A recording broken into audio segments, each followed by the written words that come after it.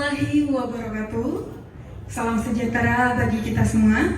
Yang saya hormati Bapak dan Ibu Tuton yang senantiasa membimbing dan menginspirasi kami.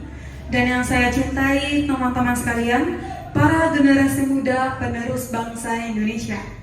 Pertama, marilah kita panjatkan puji dan puji syukur kita kehadiran Allah Subhanahu wa Ta'ala yang telah memberikan kita nikmat dan karunia-Nya, karena kita semua dapat berkumpul di sini dalam keadaan sehat walafiat. Saya juga mengucapkan terima kasih atas kesempatan yang diberikan kepada saya untuk dapat berdiri di hadapan teman-teman semua pada hari yang berbahagia ini.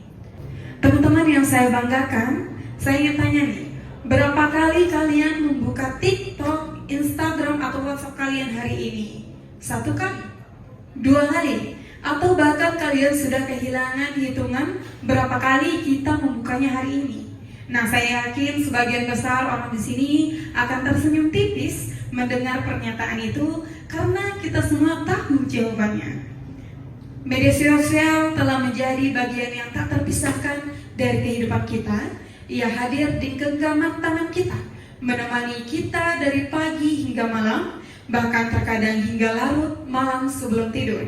Namun, pernahkah kita berhenti sejenak dan bertanya, apa sih sebenarnya media sosial lakukan terhadap pikiran dan perasaan kita? Itulah yang akan kita bahas bersama pada kesempatan kali ini. Berdasarkan laporan statistik pendidikan tahun 2024 dari Badan Pusat Statistik atau BPS, hampir seluruh peserta didik dari usia 5 sampai 24 tahun, yakni sebesar 90,76%, menggunakan internet untuk mencari hiburan. Nah, dari angka itu sebanyak 67,65% aktif di media sosial setiap harinya. Artinya, hampir seluruh dari kita yang ada di ruangan ini atau dari Anda yang menonton video ini adalah pengguna aktif media sosial. Dari data We Are Social tahun 2024 juga mengungkapkan bahwa sekitar 139 juta orang warga Indonesia aktif di media sosial dengan rata-rata waktu penggunaan internet mencapai 8 jam 36 menit per hari dan 3 jam 14 menit diantaranya dihabiskan khusus untuk berselancar di media sosial. Bayangkan, teman-teman, lebih dari 3 jam sehari.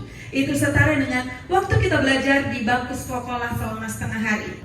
Baik Bapak Ibu, ada data yang saya rasa perlu kita renungkan bersama-sama. Indonesia National Adolescent Mental Health Survey atau IMAMHS tahun 2022 mencatat 1 dari 3 remaja Indonesia setara dengan 15,5 juta jiwa mengalami masalah kesehatan mental. Ini bukan angka yang sedikit ya Bapak Ibu, 1 dari 3. Itu berarti jika kita menghitung 3 orang yang duduk berdekatan hari ini, ada kemungkinan salah satu dari mereka sedang berjuang dengan beban mental yang tidak terlihat. Yang lebih memprihatinkan, hanya 2,6% dari angka itu mencari bantuan ke tenaga profesional dalam 12 bulan terakhir.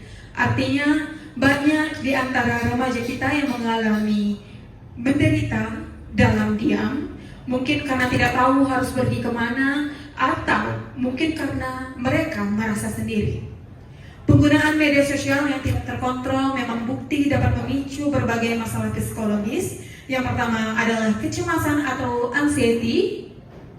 Itu artinya perasaan gelisah atau khawatir yang muncul ketika kita terlalu banyak terpapar berita negatif atau komentar-komentar menyakitkan di media sosial.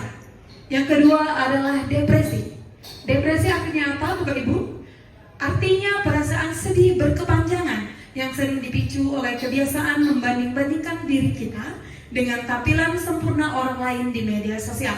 Dan yang ketiga adalah FOMO atau Fear of Missing Out, yang artinya rasa takut tertinggal yang membuat kita merasa harus selalu online dan selalu tahu semua hal yang terjadi. Nah, pernahkah teman-teman merasa tidak percaya diri setelah melihat foto liburannya teman lain yang tampak sangat sempurna? Atau merasa sedih tanpa alasan jelas setelah lama scroll media sosial? Kalau pernah, itu artinya bukan kita lemah. Itu adalah sinyal bahwa kita perlu lebih bijak dalam mengelola waktu kita dan cara kita dalam bermedia sosial.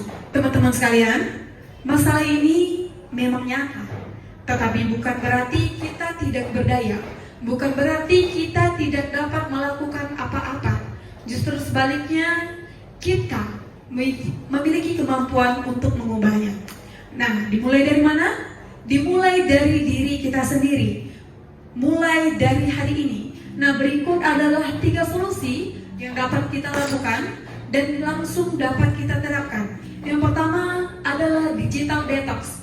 Apa yang diartikan dengan digital detox?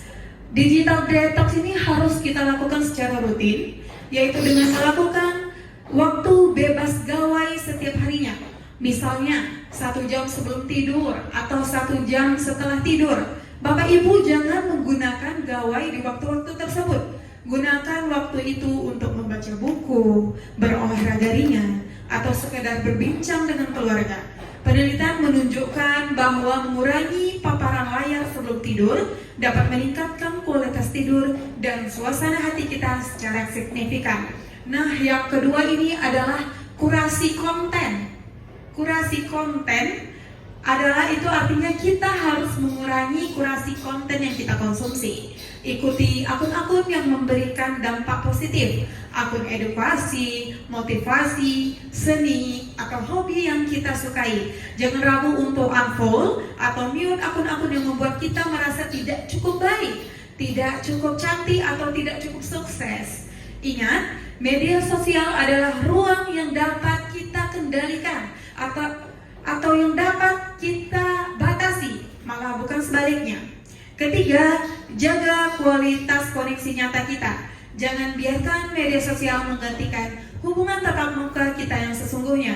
Luangkan waktu untuk benar-benar hadir bersama teman dan keluarga, tanpa ponsel di tangan, tanpa notifikasi yang mengganggu. Koneksi yang nyata, yang hangat, yang penuh empati adalah obat terbaik untuk kesehatan mental kita. Mulai hari ini, mari kita buat satu keputusan kecil yang sangat bermakna besar. Kita akan lebih sadar, lebih bijak, dan lebih peduli terhadap kesehatan mental kita dan orang-orang di sekitar kita. Karena generasi muda yang sehat mentalnya adalah generasi yang akan membawa Indonesia menuju masa depan yang lebih gemilang. Saya mengakhiri pidato ini dengan sebuah pesan yang sangat ingin saya titipkan di hati teman-teman semua, yaitu dunia nyata jauh lebih dari layar manapun. Jangan lewatkan momen-momen berharga itu hanya karena kita terlalu sibuk memotretnya untuk diunggah. Demikian pidato yang dapat saya sampaikan. Apabila ada kata-kata yang kurang berkenan, saya mohon maaf yang sebesar-besarnya. Atas perhatian dan kehadiran teman-teman, saya ucapkan terima kasih yang setulus-tulusnya. Wassalamualaikum warahmatullahi wabarakatuh. Terima kasih.